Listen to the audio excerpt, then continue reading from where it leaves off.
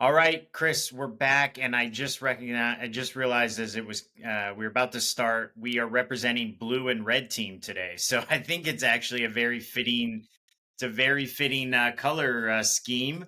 Not that I'm on Team Blue personally, but yeah, I'm Justin Schoenfelder, the founder of Fantasy Elect. I like to say that I'm provocatively moderate, and you are.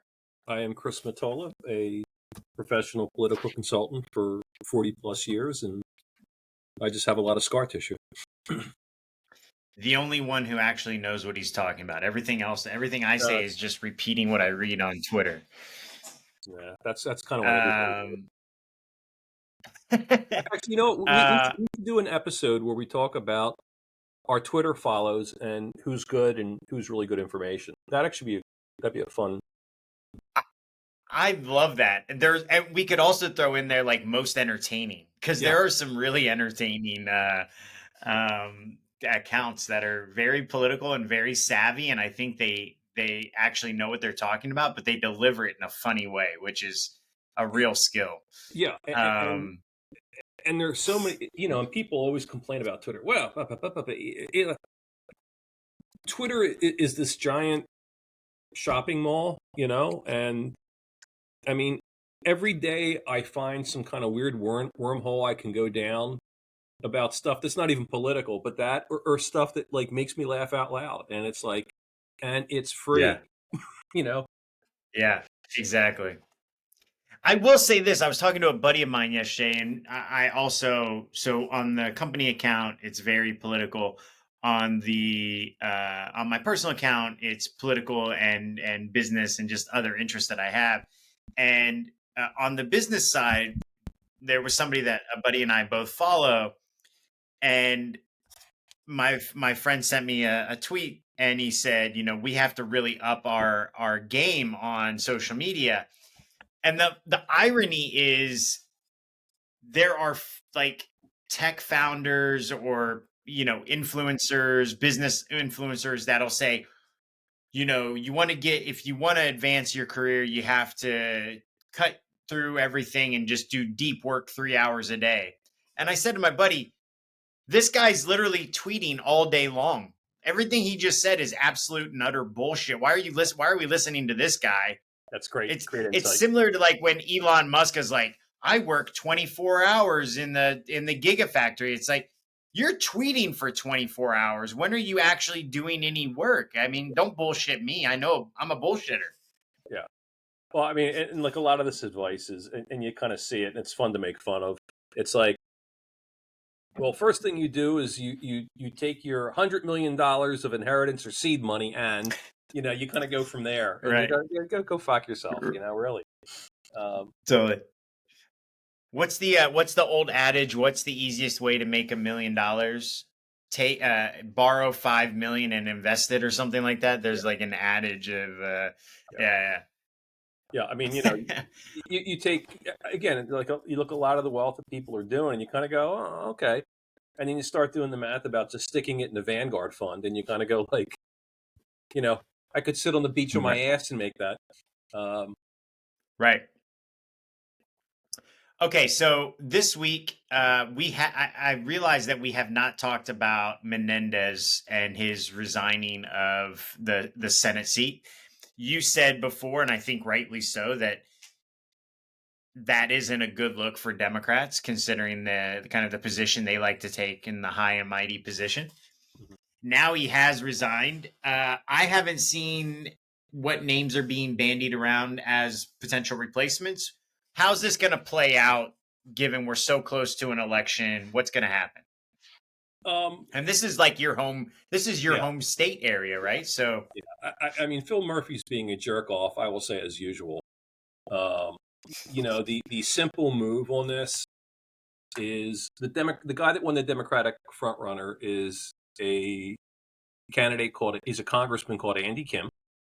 And you know, barring getting caught in a with a in bed with a live boy or a dead girl, as Edwin Edwards used to say, he's going to be elected.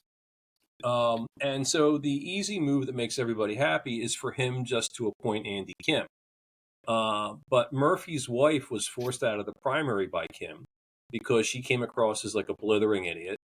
And so he's got this hard on for Kim, and it's just like it's a stupid look because Andy Kim's going to be U.S. senator, and Phil Murphy is going to be an out of power governor.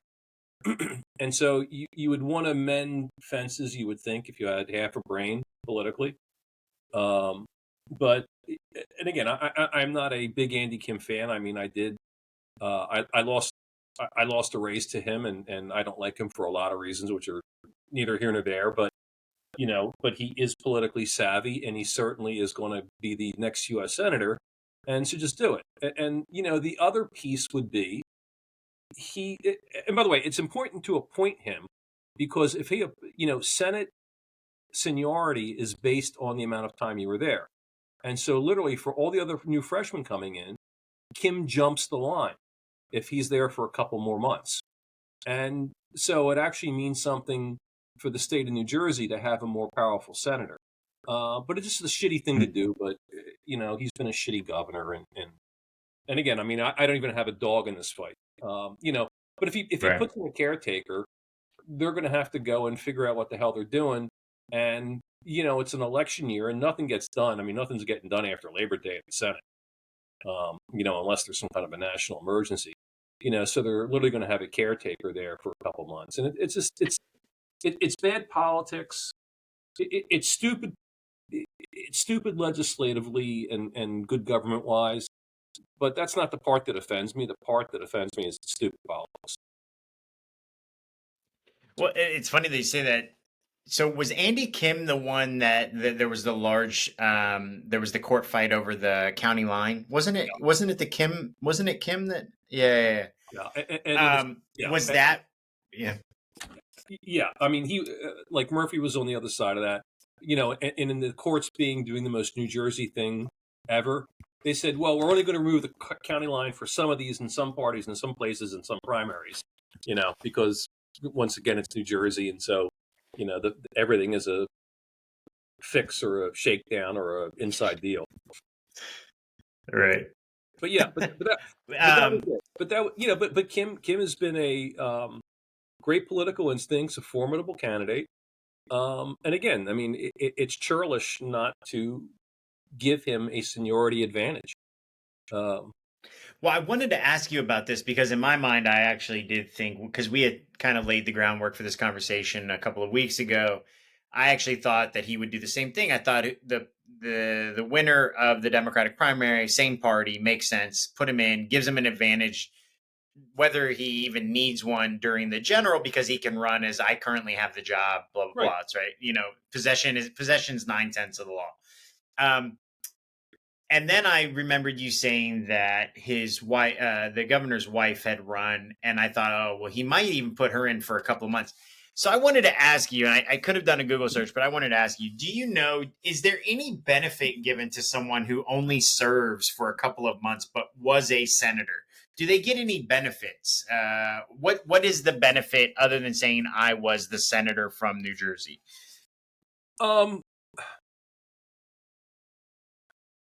Financially, if there is one, it's nominal, and again, Phil Murphy's a billionaire, so the old lady doesn't need the dough. Doesn't really matter, I guess. It's a prestige thing. I had a former client named George Lemieux, who was a senator from Florida, and he was appointed. God, I can't think who the senator was now. It was.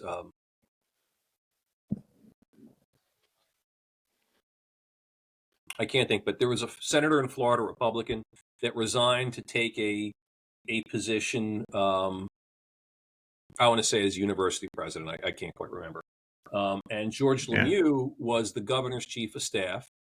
Widely regarded as one of the brightest guys in the state, and so he served. I want to say close to a year, maybe a year and a half, as the senator.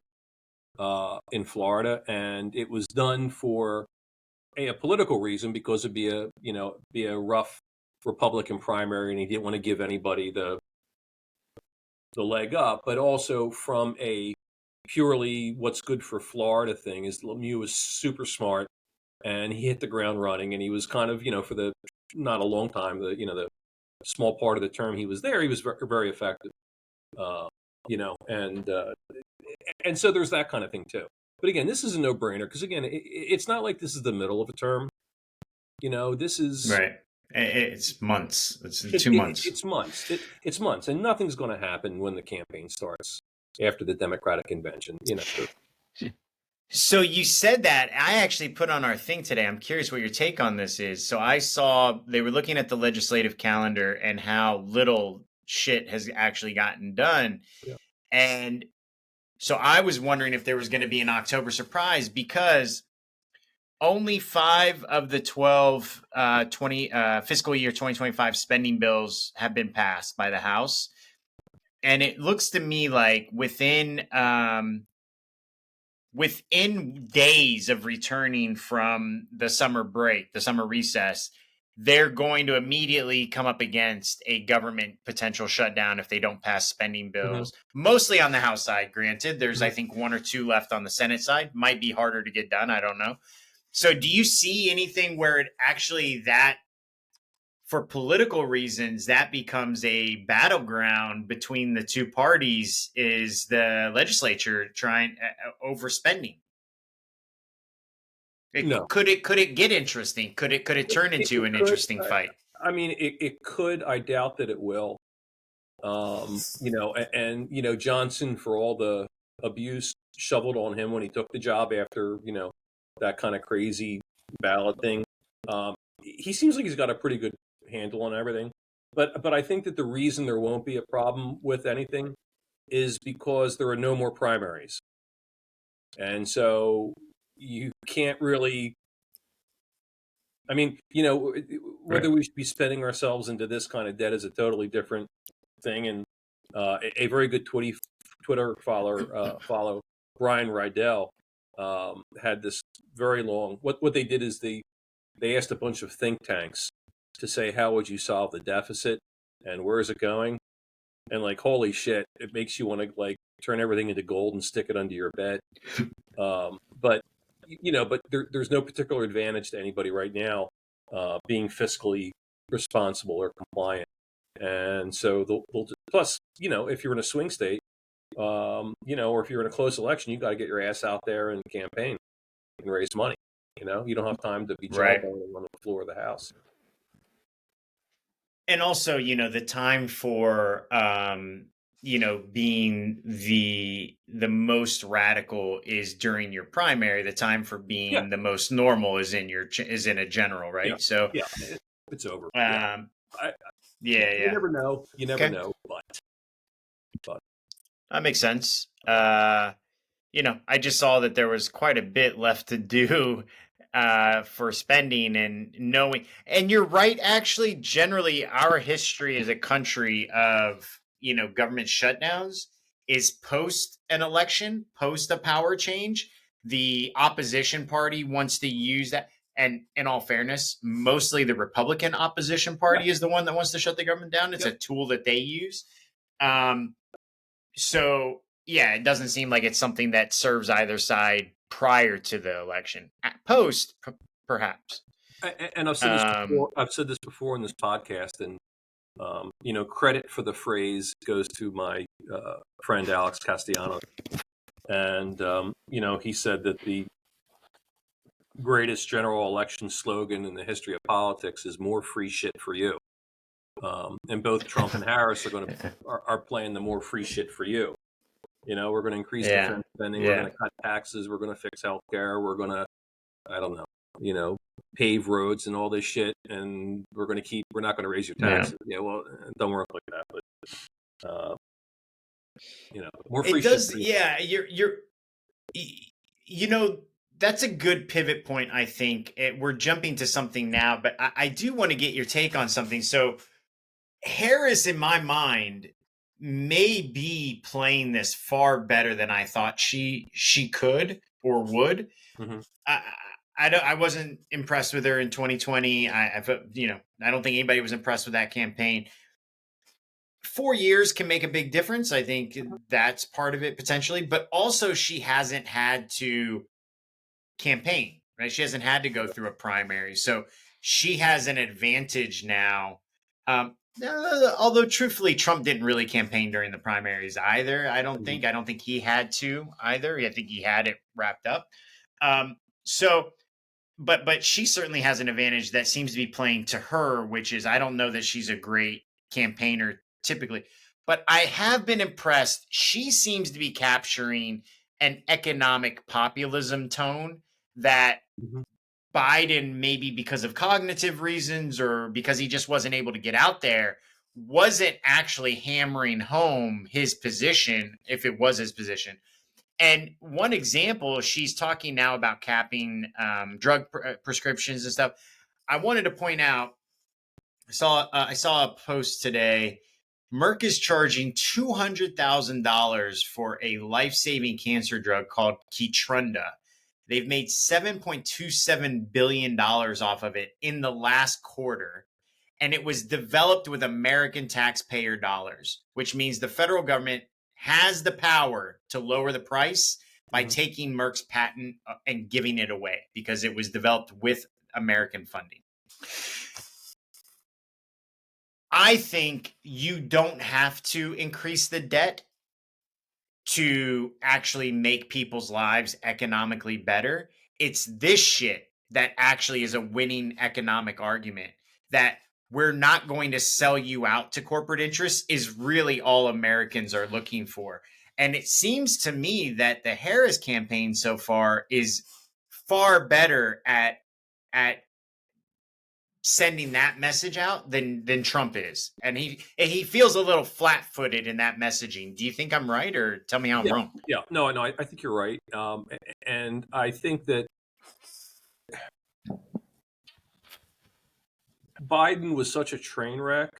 I mean, what Harris is doing is reverting to the Democratic mean, not meme, mean. And so it's good for them to Mm-hmm. talk about economic fairness and healthcare and shit like that. And it is not a natural place for Republicans to do that.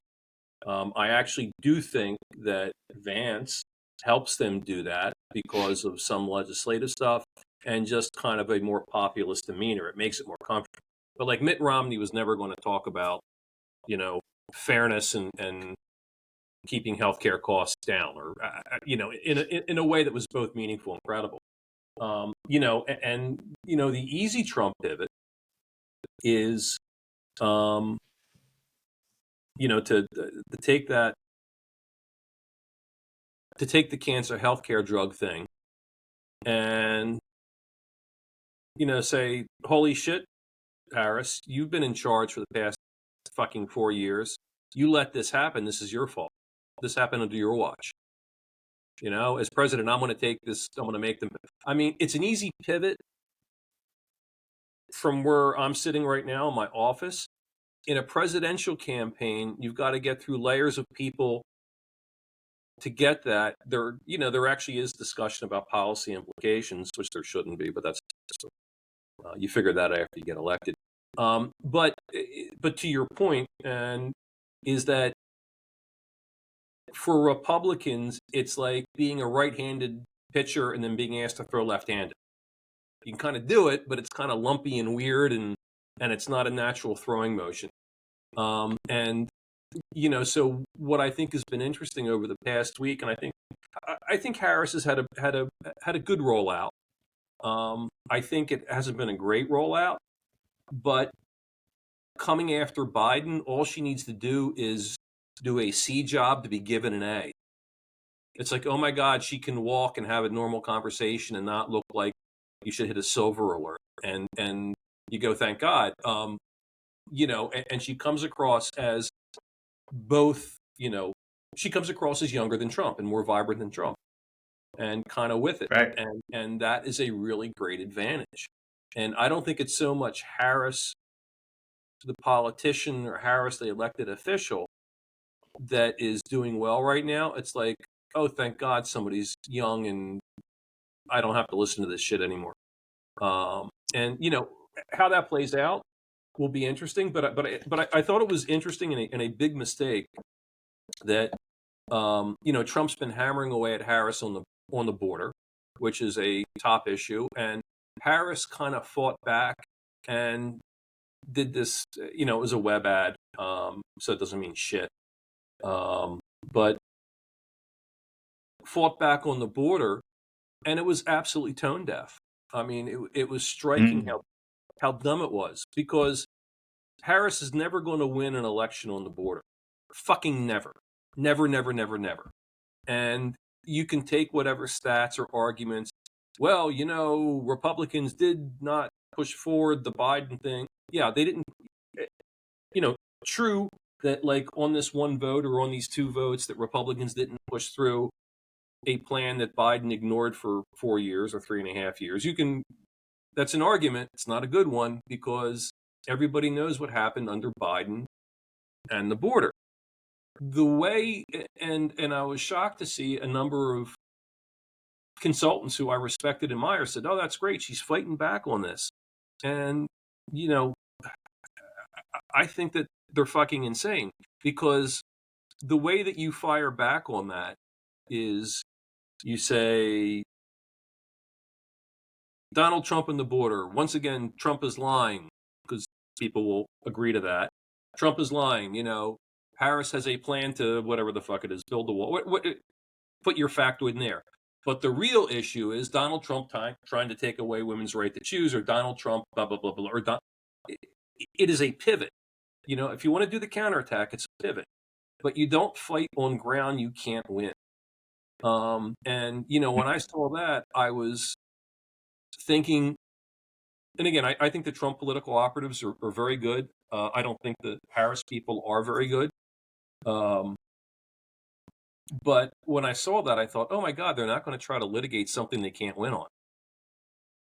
And they can't win on the border. They're never going to win on the border. You have to fight on stuff that you've got credibility on. And I think the problem is Harris running around saying, oh no, Trump's the problem on the border. I'm much better, is something that people will not fundamentally believe. Because it's fundamentally not true. And so, I mean, it goes against brand for him, for sure. But once, and again, you can, basically the Biden administration has basically come around to all the Trump stuff and rescinded executive order, all the stuff that they fought against for 3 years and demagogued against. But that's not even the point, because that's about something else. Nobody believes Harris, and nobody believes the position that, like, well, we've been the strong border people all along. Nobody believes that. So if you start a campaign, or you start an ad, or you start a speech by saying something that people think is fundamentally a lie, they're not going to believe the rest of what you're saying. Let me ask you a question. Yeah. So there are a couple of people that have posted on Twitter montages of congressmen and senators, Dan Crenshaw, not Imhoff, but the guy who was it Imhoff from Oklahoma that negotiated the border deal? I think it was Senator Imhoff. I think so, yeah. And Mitt Romney and a couple others outright saying Trump ruined the border deal that was going to reduce illegal immigration. So my question is, rather than it being Harris fighting back and saying, could she run ads, or could she position herself as, I have a plan to fix the border, and we're going, and maybe lay out a bit of that plan. We're going to do these things, but he's lying, just like you said.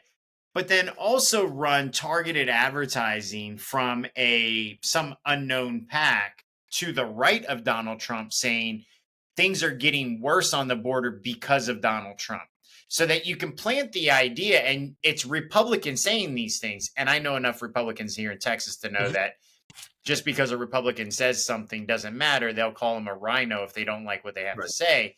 But does that does that also hurt Trump? And you can do it in a way where you're not being defensive and you're not on the attack on something you can't win. You just can fund it, or it can be. No, Is that a valid? Is that a valid attack on Trump that you could do? no, no, because Okay. nobody's going to ever believe that the Biden administration was better on the border than Trump, and Mm-hmm. by any metric. But more importantly, why would you fight on an argument that you can't win, that's not going to be persuasive to the people you need? You know, Mm. the best thing. By the way, the greatest thing, if I was advising Harris, would never happen. And they talked about the border, and she can say, you know, and she was the fucking border czar and disappeared for 3 years, and that's the other problem. And then, you know, there was this kind of Stalinist weird thing about whether, like, you know, articles have been disappearing. And you kind of go, what is this nonsense? But she's kind of stuck with that. But the whole idea is that she shouldn't be arguing on stuff that she can't win on, or it's not her territory. Right. She can win Right. on, as you pointed out earlier, on the economic stuff. You know, she can win on Mm. healthcare stuff. She can win on, you know, soft social. She can win on abortion. She can win on that kind of stuff. But you know, what gets you votes in swing states? You know, what gets you votes in places where you need to win electoral votes? If they're thinking about anything else but that, they should push you down an elevator shaft. Because that's really all it is. You've got, you know, roughly 100 days, 100 and some days, and it should all be Yeah, I about think what can I do? 97. Yeah, what can I do to win um, votes in swing states for their electoral votes? Like, you know, what do the people of Mm. Nevada want? What do the people of Michigan want? What do the people of Pennsylvania want? That's your policy right now. You know, the time for that grand bullshit policy was a long time ago. And again, I mean, it's interesting because she has such a late convention. Mm-hmm. You know, they have to do the more free shit for you part, and then they also have to do the who she is part, and it's tricky. I mean, Mm. it's a hard thing. They have to accomplish a lot. Got it. You know, and You mentioned that. I think the Trump campaign has definitely, you know, had a step back, a pause, a bump, because I get the feeling they never thought Biden would go. You know, and you Yeah, know, I was a little shocked that they didn't have a plan B ready to roll out. yeah, Do you know what I mean? and I, they've got stuff up now, and they've got some pretty good negative stuff up on Harris, but a lot of it's like throwing shit to the wall, and I think a lot of it, yeah, yeah, yeah. I, you know, I mean, it's interesting that you say that because they and I probably don't see a lot of the things because I am not in the business and I'm not in a swing area, so they wouldn't be running ads to me, so I don't see as much. But I do think, and I am curious your take, like I'm going to flip it a bit, but is this argument about the Republicans or about the MAGA wing of the Republicans being weird, is that sticking, and is it reflected in the arguments that they're making about Kamala? That she laughs funny, and somebody said that, like, if Bernie Sanders and Elizabeth Warren were to have a baby, it would be Kamala Harris. I mean, listen, Kamala is way more establishment than Bernie Sanders, so you're very off base. Whoever said that is entirely off base about that, in my opinion. yeah, But it seems to be reflecting, and to me, it seems like every attack on her right now, specifically like we talked about last week with the DEI stuff, it is a reflection of something. It seems to make that whole chain of argument of like Republican MAGA is just kind of a very weird movement. Um, it seems to give more power to that argument the more they try to attack her on things other than policy. I think attacking her on being the border czar is a winner. Attacking her on her laugh or, being pro-Palestinian and hating Jewish people when she's married to a Jew. Like, I think these just make people seem like weird bigots. And it feeds her argument. It helps her argument, I think. Yeah, I think the weird thing, the calling weird, is the kind of thing that comes up for some junior jerk off staffer at the DNC, and somehow it takes root. I mean, I think it's a terrible fucking argument. Because everybody at that level in politics has a bit of weirdness in them. Sure. And Trump is a brand for half a century, and so it's like, people, oh my God, he's weird, and I think the better attack on Vance is that he is an opportunist, but even that's not great because you're going to argue a politician is an opportunist. Oh fuck, my heart, right? Right. But I think that if you want to do that, if I was doing the campaign against Harris right now, and again, you test all this stuff, and you have the great stat that has since been washed, but it still exists, that she was the most liberal senator in the Senate. And that's a really good stat, and that's a really good thing because it goes to who she is. And people understand that being vice president is kind of a bucket of piss job. It's the piss boy job. Right. Or actually, I think the quote was it Andrew Johnson? Or it was somebody, a famous vice president, who said, the vice presidency isn't worth a warm bucket of spit. But it's a famous quote. It's not Andrew Johnson. Anyway, it might have been Theodore Roosevelt's VP, but anyway. If I were doing the race against her, I would start with she was the most liberal person in the United States Senate, but what she'd done since then, and I would pick out all the bizarro weird stuff. I think her being for the Minnesota bail fund is a great hit. Because the Minnesota bail fund, I mean, she was not running the Minnesota bail fund, but she was promoting it. And the Minnesota bail fund wasn't like, we're going to get out protesters that the police arrested. It was this crazy kind of like, we're going to let out first degree murder. We're going to bail people that are violent criminals out. And it's a really good hit on her. But I think I would tag her with Kamala Harris. She's not just far left, she's far out.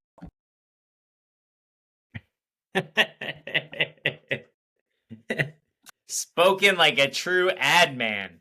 But I would make her because the far out makes her a flake, and the far out, yeah, and it makes her a dilettante. And her laugh is her laugh. Right. I mean, I kind of find it charming. I like to hear people laugh, Right. But I think that it's been made fun of enough by comedians that there is something there, and I think that you make her unserious with that. But again, it feels very the Trump thing feels very unprepared right now. I agree, and I mean, we talked about this before. We talked about Vance had the lowest likability for a long period of time of any VP following a convention. I feel like it's just getting worse for the guy. I don't think labeling somebody an opportunist works in politics because, again, that's kind of by definition what a politician is. But I do think that people have a sense of things that, while their bullshit detector doesn't always suit them, sometimes it is so loud and clear and you don't like the messenger enough that you start to realize that this person is just a turnoff. And it's funny that he's gotten this far without it coming out, because many times people like that, the more opportunity you give them to speak, the more they will hang themselves. And I think that is what has happened with JD Vance, is that the more opportunity you give him, the more off-putting he is, the more you just don't like him. And the more he tries, the more you don't like him. So my thought would be, I think Kamala versus JD would, in seeing what I see now, if they were both vice presidents, that would have been fine. But now there's a real opportunity for a young presidential candidate, Kamala Harris, and the right VP against JD Vance. You're going to see stark contrasts. And I think people give a lot of leeway initially, that we believe as humans that because somebody has a certain amount of money or success, however you define that, they're somehow smart or smarter than you are. But then you start listening to like JD Vance and you're like, this guy is actually, he might be book smart at something, or maybe he just hitched his wagon and was willing to ride and do whatever was necessary sycophantically for the Peter Thiels of the world to get to where he is. And I think that that's a turnoff for most moderate, middle of the road people. Yeah, I think as they start to attack him on that, I think that's gonna hurt him even more. He I think he's got very bad staff work, and I think that he underestimated how hard this is. But having said that, a guy that grew up in shithole Ohio, went into the Marines, finished his bachelor's in 2 years, Yale Law, wrote a best-selling book, and became a U.S. senator at 38 years old is pretty extraordinary. I mean, not to even mention a successful venture capitalist where he made himself a packet. That's kind of the reality. So I don't think they're going to get away with making him dumb, and I don't think he is a Peter principle thing. I think Harris is more the Peter principle, right place, right time. But again, I think people underestimate her political skill. You don't get to that level without having significant political skill. Just to survive. Surviving is hard. And I always remember, back in the day, there was a New York Times columnist was talking about Reagan, and he said, "I can't believe we elected somebody from Eureka College," which was what it really does is tell on the reporter as opposed to where for sure school. But I think the solution, if I was doing Vance, I mean, his wife is extraordinary because his wife is super smart. She's Indian, and she's very modern, and sophisticated, and I mean, really attractive. But she comes off as this very kind of high end cultured. You want your kid to come home with his wife, right? That's what you want to come home right with. And I think that smooths the edges out from under him. But since we're talking VPs, the Harris VP pick is becoming more and more interesting. It's really interesting to see the progressives get their long knives out for Josh Shapiro. Will Bunch, who's a syndicated columnist, but he writes out of Philadelphia. Caveat, he's a good friend of mine.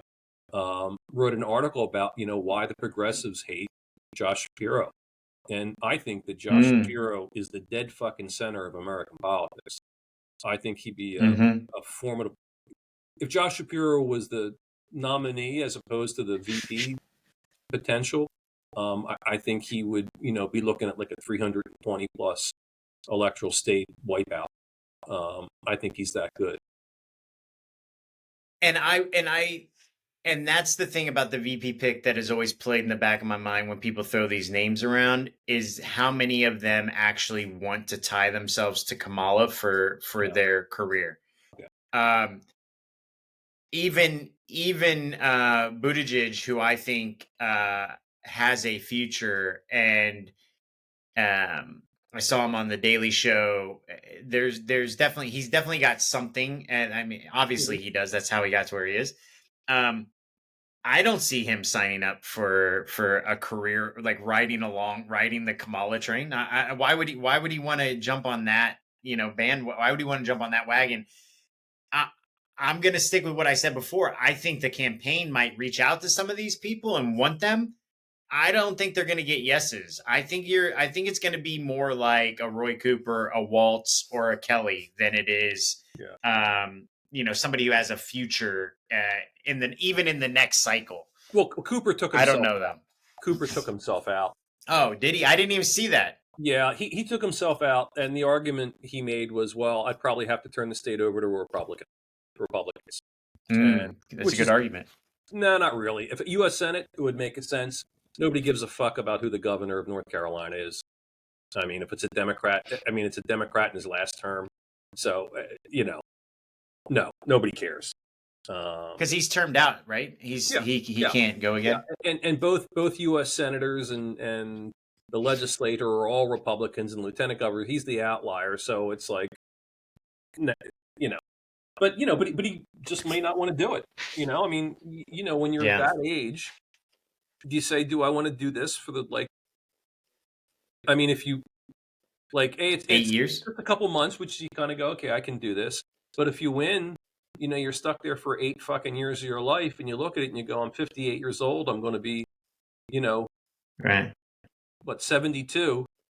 And do I want to be 72? Not 72. I'll be like 64, 65. Yeah, I'll be 65, and do I want to do this for in the prime time of my life? Do I want to have a shitty job? Actually, VP is a pretty good job if you want a political future or you want to do something, it's not the place to really do something. I mean, it's kind of, you're always, I mean, you're not particularly under the thumb of the president, but you are under the thumb of the president's staff, which is even worse. It's not. Josh Shapiro is not going to have to deal with Kamala Harris. He's going to have to deal with the 20 fucking idiots he's got to go through to get to her on policy and stuff. And I think that's the point, is if I was around Josh Shapiro, I'd be like, dude, you don't want this. You want to run next cycle.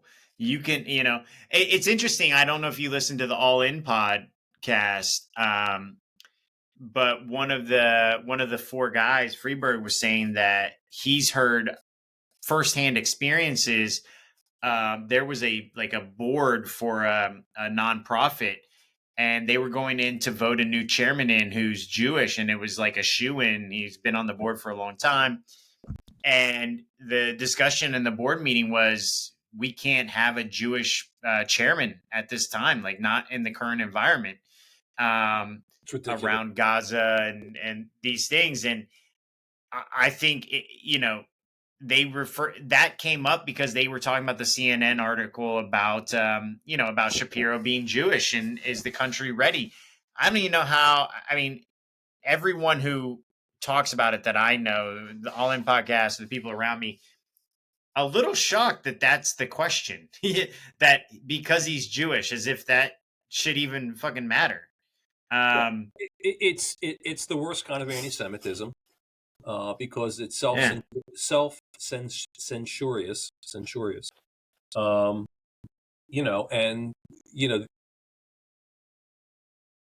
and I think it is one of the few remaining prejudices that we allow, because nobody would say we can't pick a black woman or we can't pick a black man, because not right now, not after the George Floyd riots, we can't have a black woman on the ticket. Nobody said that. Right. Yeah, I'm sure there was some nitwit on Twitter that said that, but nobody said that.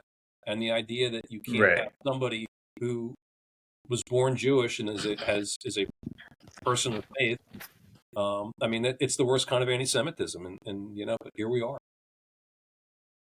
So do you think that, I think they're going to announce the VP in Philly. I thought, maybe that means Shapiro then in Pennsylvania, but are you thinking no? I mean, I don't know. That's a little ahead. That's a little bob and weave, or?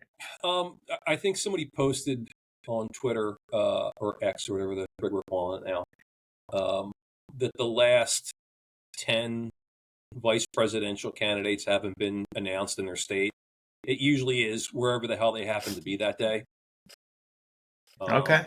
And I'm sure it'll leak out by Sunday. I'm sure it'll leak out. Can't keep anything a secret. Yeah, and again, I mean, I think Shapiro would be a very good pick for Team Harris. I think Walz is a nothing pick. I think kind of Kelly is a nothing pick. I mean, Kelly's actually a better pick, because he gives you Gets you Arizona, you think? And he gives you, he gives you an astronaut. I mean, but I think Arizona's Mm. on because they nominated Kari Lake last night. Woohoo! Ah, great pivot, Chris, because we got to get into this. By the way, our line on Kari Lake was she hasn't hit our line yet. It was 56.34, and currently she's at 55.4. She might hit it. Only about 80% is in. Yeah. So, um, but Mark Lamb seemed to have over performed. I think Kari Lake. This doesn't bode well for Kari Lake, especially looking at where I mean, again, it's hard to read the tea leaves, especially for somebody who doesn't know what the hell they're talking about, like me. But looking at the districts where he was outperforming, it certainly didn't look like it. It looked like that was where she would need to pick up in order to win the general. Yeah, she just for some perspective, Lamb was a terrible candidate who raised no money, who also tried to run a MAGA kind of campaign. Mm-hmm. And it looks like if he had raised even a reasonable amount of money, or even was a normal candidate, there would have been an IE, there would have been a Republican IE that would have come in to save his ass. But the thought was Yeah. he's just as big a loser as Lake. But I think Lake is, she's not going to raise any money. I mean, by the way, somebody that absolutely blew up her fucking career. In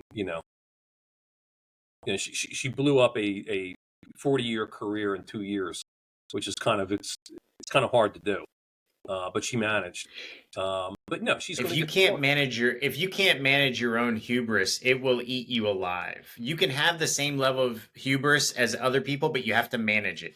Yeah, and she's blowing through consultants left and right, and that's always a sign that I mean, I've been a late hire, I've been a late fire from campaigns, but when you're this far into a cycle and you're firing your consultant team, um, or consultants on your team, it's a bad sign, and she just did that. And usually, what that means is that the consultants aren't drinking the Kool-Aid. They're her or What her does friend. IE mean? Independent expenditure, super PAC, a super Oh, PAC. got it. I mean, Okay. if he was credible, like the Club for Growth or somebody would have come in Right. and nuked her, or more importantly, probably promoted him. Uh, Yeah. but I again, mean, we had the line on him at 28.96 and he's currently at 39.2. I mean, yeah, he to your point, with some money, he could have maybe won. yeah, and again, it goes to what a terrible candidate he is. If he couldn't raise money against her, I mean, that should be the easiest Mm. Republican raise in the country. Even though I think Trump endorsed her, but it's still a pretty easy money Yeah, raise I think he did. to say. The argument is we're going to kick away this seat if she wins, so give to me, and it's not that hard to raise money off of that. But he was bad. Mm. Kicking away So I was Republicans kicking looking at away seats. also they also had the Green Party elections there. Mike Norton took it 63.1%, way outperformed what we thought he would do. Um, but that maybe we could wrap up here by I would like to talk about um, RFK Jr. I Yeah, feel like Biden dropping out affected RFK Jr. more than any other candidate because it has really taken away every argument for him. Um, he's tried to pivot it now to, and he was always kind of on this vendetta tour against the Democrats in a way. In my opinion, he was on a vendetta tour against Democrats. Uh, and he's tried to label it more generally against Democrats that have gotten away from where his uncle and his dad had things. He never passes up an opportunity to mention his uncle and his dad.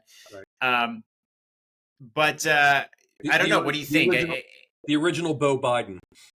Yeah, For sure, 100%. And the fact that that it's just kind of never talked about. yeah, I've seen one news outlet talk about how many drugs this guy did and the claims of sexual assault, all of these things, and now suddenly he's this environmentalist. I never like to wear shoes, yada yada yada.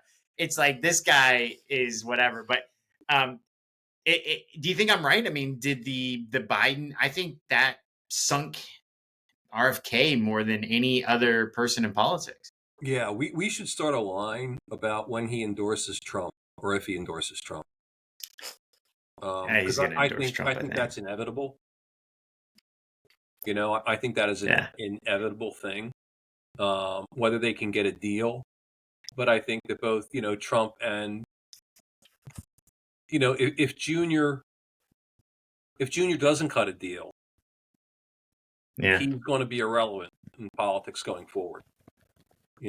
So I think he needs Okay, to so cut a let deal. me ask you then, how many days prior to election day, over under, do you think he'll drop out and endorse Trump? So we have 97 days, I think, is what I saw today prior to before election day. I would do.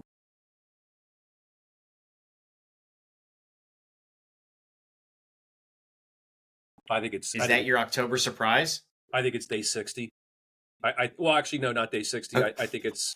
I think it's mid-September. Um, yeah. you know. Wait till people are back from the summer break, kids are back in school, people are paying a bit more attention, Yeah. and then it has the highest impact. Yeah, I think so. I don't think it's late because part of the problem. So, famous story. 1994.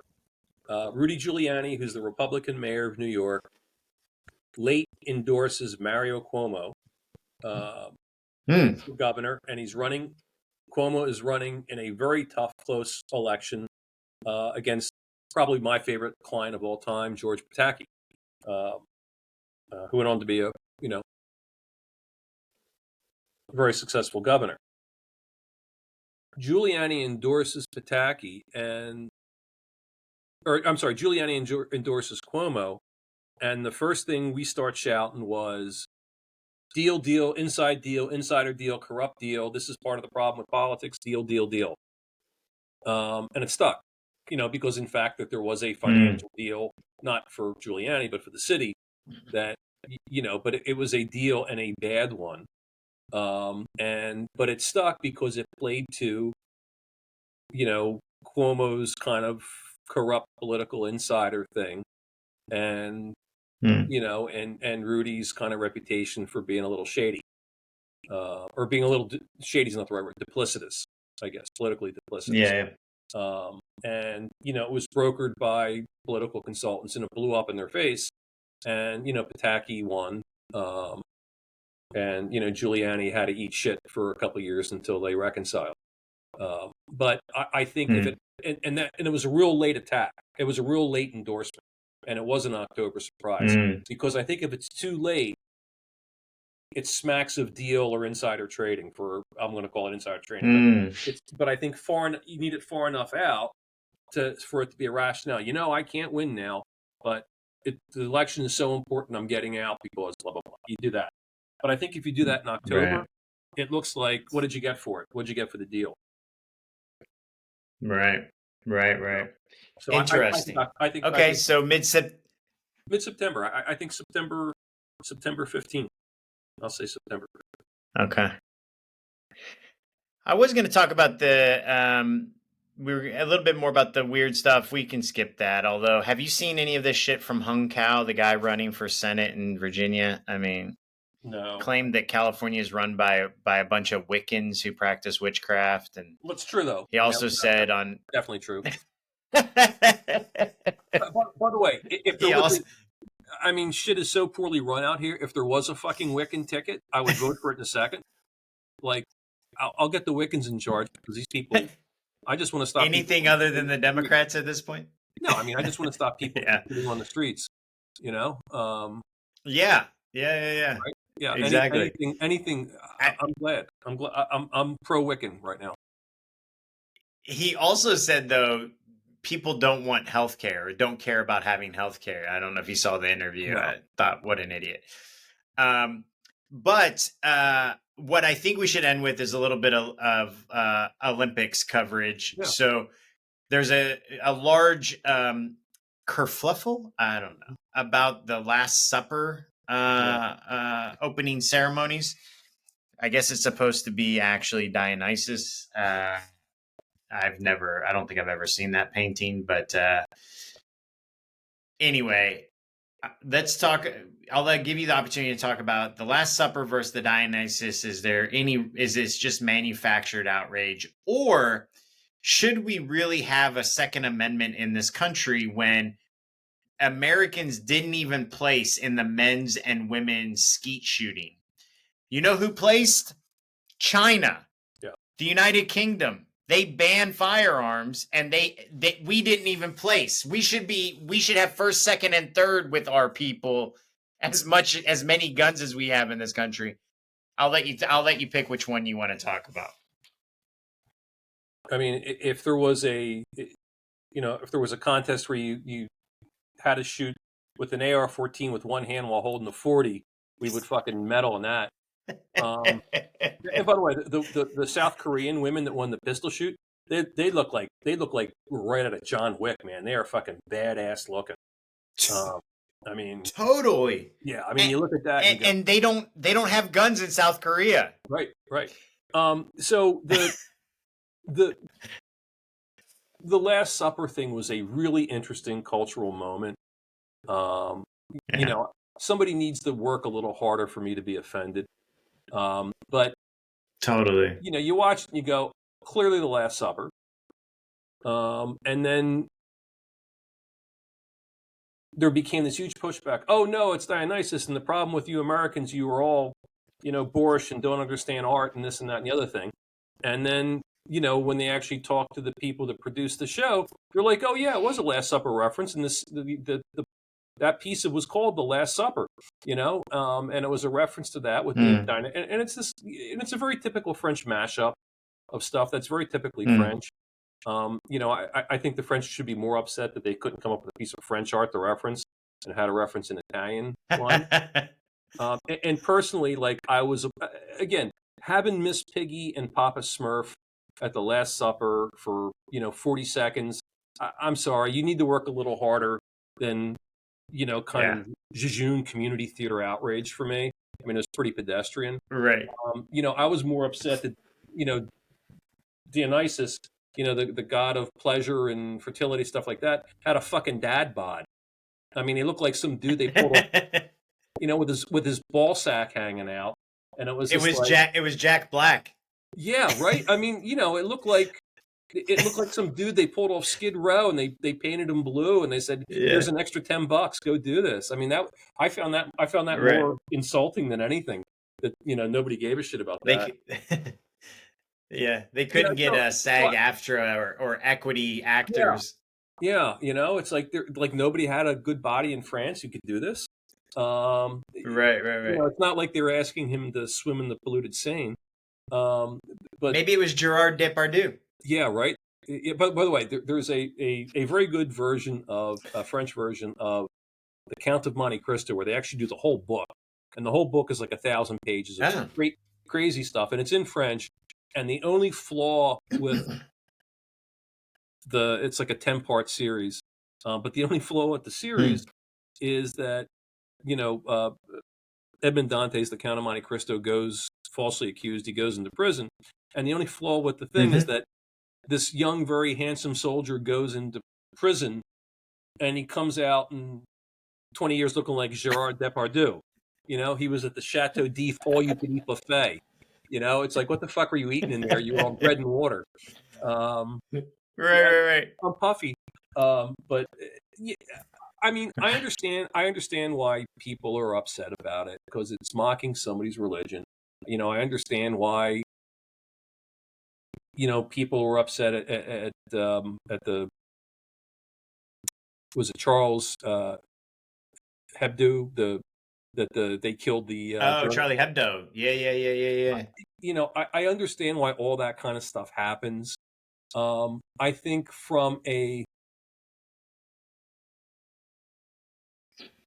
it's kind of a tedious thing to me that, like, we're going to make fun of religion or a religious reference.